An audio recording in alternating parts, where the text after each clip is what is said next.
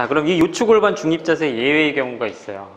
자, 거기도 나오지만 이런 룸보펠빅 뉴트럴 포지션이라고 하는 골반 중립자세가 기능적으로 움직이기 위한 최상의 자세는 맞는데 다양한 필라테스 동작의 이런 중립 자세가 항상 최고의 자세는 아니에요.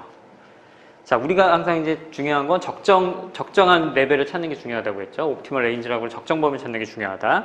그래서 특히 이제 헌드레드라고 하는 동작이나 더블 스트레이트 레그 스트레치 같은 이제 그런 뻗는 동작들, 고관절을 90도 이제 구부리는 동작들이 있어요. 우리 고관절이라고 하는 건 골반에 큰 대퇴골하고 그 골반 뼈하고 이제 연결해주는 관절이죠. 여기 이제 보시면 우관절, 이렇게 움직이는 우관절이 고관절이죠.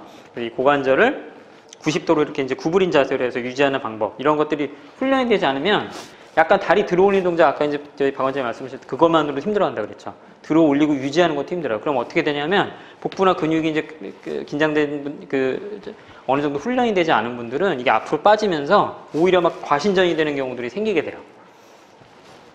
자, 그래서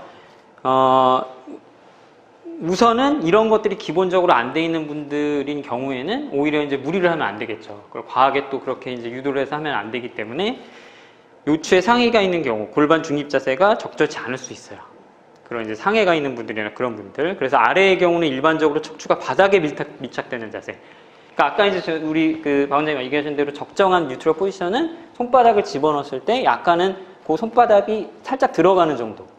그러니까 가장 이제 어느 정도 이상적인 자세, 뉴트럴 포지션을 잡았을 때 살짝 이제 지금 이제 이 뼈로 이제 얘기를 하게 되면 이렇게 바로 누웠을 때 여기가 살짝 이제 뜨는 정도겠죠. 이렇게 되는 정도가 살짝 정상적인 전만을 유지하는 자세가 가장 좋지만 지금과 같은 이제 동그라미로 되어 있는 지금과 같은 경우들은 그런 자세들이 오히려 무리가 될 수 있기 때문에 오히려 바닥에 붙이는 자세, 이 척추의 끝을 약간은 포스테리어 쪽으로 뒤쪽으로 밀리게 하는 자세가 필요할 수 있다는 건데 그게 어떤 건가 그러면 어떤 분들한테 그런 걸 해야 되나. 자, 지금 이제 5가지 그게 나와요. 지금 이제 좀 생소하실 거예요. 척추 전방전이증이라고 하는 게 있는데 이건 뭐냐면 거기 이제 스폰딜로 리세스라고 하는데 이거는 말 그대로 척추가 이제 이렇게 이제 탑처럼 쌓여 있는데 어떤 하나가 전방 앞으로 미끄러진 거예요. 그걸 이제 요추 전방 전이증이라고 얘기를 해요.